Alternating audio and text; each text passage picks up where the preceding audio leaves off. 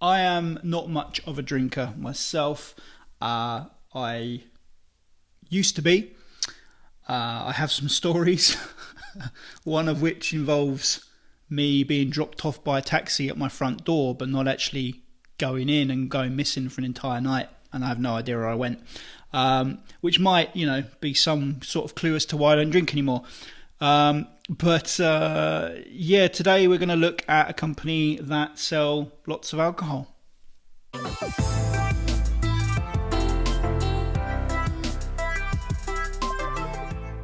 Hey there guys, how's it going? Welcome to the FTSE Show, the show dedicated to the analysis of FTSE stocks. Today we're going to take a look at Revolution Bars PLC. So this is a company who have been mentioned several times on the comments of our previous shows. I don't know if it's the same guy commenting or different people. I couldn't tell you, but I have seen it crop up a couple of times, and so I thought maybe it's time to do it. And I think in the last episode someone requested it, and it piqued my curiosity to find out a bit more about this company. So this is a company previously known as Inventive Leisure and the new Inventive Bar Company, rebranded to Revolution Bars in 2016, IPO'd on the AIM, the Alternative Investment Market, in the year 2000, and they've got the headquarters in Manchester. They predominantly trade under the names of Revolution and predominantly sell vodka, apparently. They're a vodka bar. They have 1,800 staff. So that's a very brief introduction into this company. Let's dive straight into the vertical analysis then for this company. And straight off the bat, last couple of years have been dreadful for this company. That is to be expected, bearing in mind they're in the hospitality sector, which has been decimated, I would say, from the recent pandemic, and so they're clearly recovering from that. But what we want to know as an investor is, okay, they couldn't really do much about 2020, 2021 because they're impacted by lockdowns and by curfews and all this kind of stuff. What was happening before that? So as you can see, revenue was growing from 2014 all the way up to 2019. So that was consistently growing, which was good. The gross profit percentage looks good, so the cost of sales is at a healthy position. The thing that stands out for me straight away is that expense percentage, 96% in 2014, 94% by 2017, and then in 2018, so this is before any pandemic kicked in, this is 2018, expenses were up at 103%. So straight away, boom, no profit. That's it, no profit to be made. And this is a company that I see quite common amongst the FTSE companies that have very little operating profit. They bring in a half decent revenue, but the expenses of running that business are so close to what comes in, there's very little left over.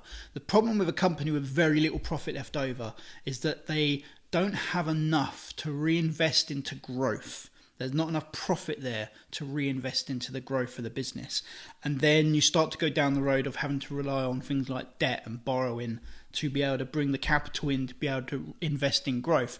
That's a much harder process. It's a much harder way of growing that business. It's because you've got to rely on borrowing money, which you've got to pay off, and you've got to pay interest on that as well. So it makes it a more difficult process. I like to invest in companies that are making 10, 15, 20% profit margins, that have plenty of surplus cash to reinvest in their own growth. This is not one of those companies straight off the bat. And you can see in 2018, again, before the pandemic, this is 2018, they lost 3 million in operating profit. The expenses, the revenue was growing, the cost of sales wasn't necessarily growing any larger than the revenue. We're looking at sort of 75-76% every year. It was the expenses. The expenses jumped up from 94% to 103% between 2017 and 2018, and that just nullified any potential profit they could make. Before that, they weren't really making much profit anyway. They're bringing in 130 million a year in 2017 and only keeping about 5 million of that in operating profit. As you can see, the damage that's been done to them in 2020, 2021, 32 million loss and 21 million loss in 2020 and 2021. So that's going to be relatively painful. Taking a look at the earnings analysis then, so we've got the operating profit that we've taken from the bottom line of the previous slide, chucked it to the top just to give us some sort of frame of reference. We've got finance expenses, so the interest that they're paying on debt. You can see that every year that was really very much nothing. 2021, that's now jumped up to 5 million a year. So 5 million a year on top of the fact that they're already paying those expenses. They're now paying an extra 5 million a year on interest on debt, and that will be because debts have obviously gone up. We'll come to that in the next slide, I believe. Sale of assets, other income, there's nothing in there. Taxes, nothing to look at really. But reported profits and true profits are exactly the same. They're exactly the same because there's no sale of assets to be mentioned. There's no other income coming in. So they're the one and the same. As you can see, they've been making about 3 to 4 million a year in profits between 2014 and 2017. In 2018, they made a loss of 2.8 million. That was the true loss that they made essentially. And then in 2019 they made a loss of 5 million. In 2020 they've made a loss of 35, and then 26 million in 2021. And as I said earlier on, the profit margins are too slim for me. This is a company trading at about 3% profit margin at their best. So before the pandemic came along, they were trading and making about 3% profit a year. It's too thin a margin. It's too paper thin. It's not going to give them anything to reinvest with really, and it also means that they are vulnerable, because if there is a spike in expenses, if there is a big tax bill that comes along, it just nullifies any profit they're going to make that year and means they have a lost year. Lost years and share prices do not go together very well. You will very quickly lose share value in your share price if you make a losing year. Take a look at the debt. So here we've got true profits across the top line. Then we've got short-term borrowings, nothing to report there, nothing to speak of, so that's fine. Long-term borrowings, as you can see, 2017 they started borrowing 7.5 million, then it went up to 15, 17, 24. They're now sitting at 15 million, so they've obviously paid some of that down, but they're sitting at 17 million in terms of debt. This is a company, however, that have not made a profit for 4 years. In fact, they've been making a loss now for 4 years. They haven't been profitable since 2017. And so that level of debt with a company that's not making any profit, that's scary as an investor. And you will see, if you look at the share price of this company from 2017, when things were looking in good shape, the whole thing has just fallen apart. They were trading at £2 a share in 2017, now trading at 17p a share. And that's reflective of the fact that the underlying financials don't look good. They're going in the wrong direction.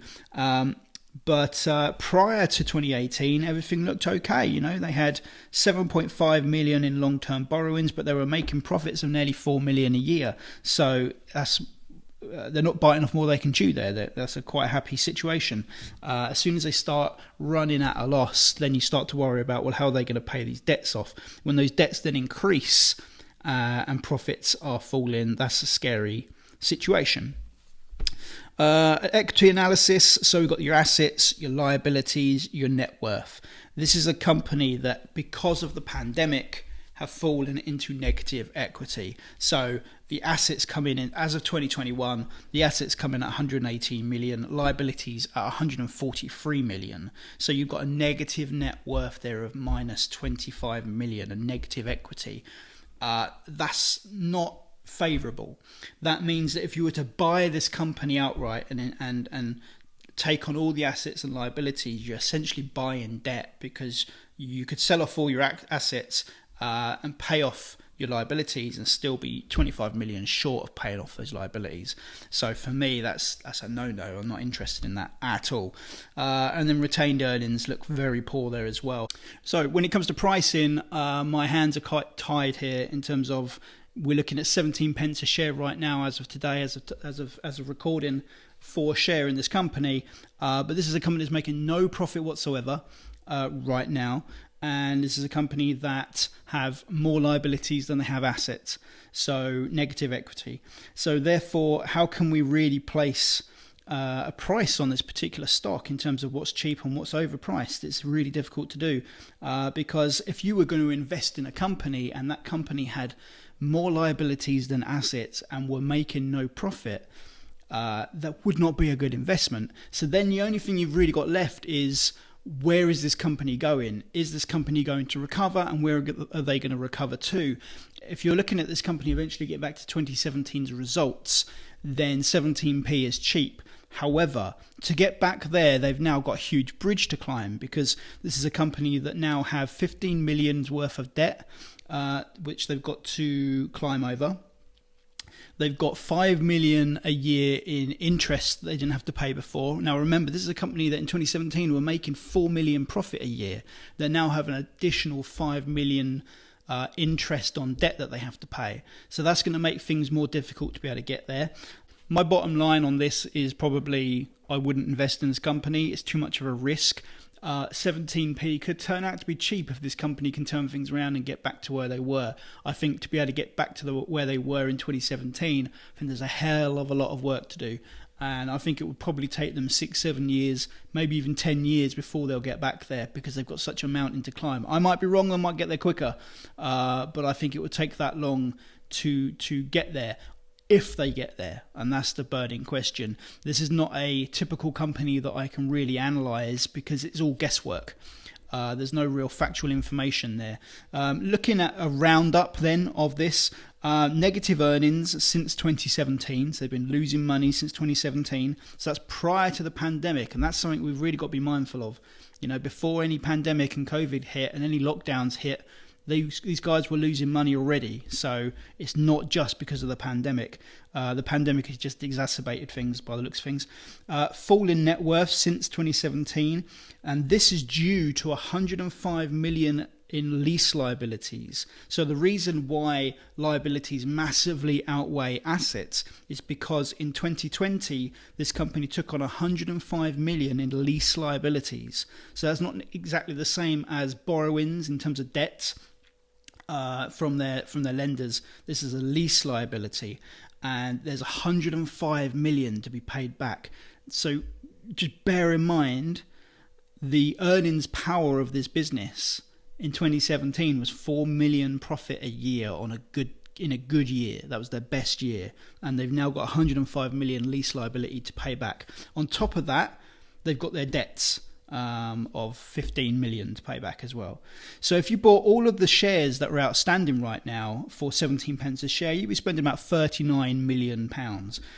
You'd immediately from day one take on a negative equity of 25 million, and this is a company currently making no profit. That for me, even at 17p, is not my kind of investment. It's more of a gambler's investment. It's more somebody who wants to take a punt, who thinks that things might improve in the future for this business.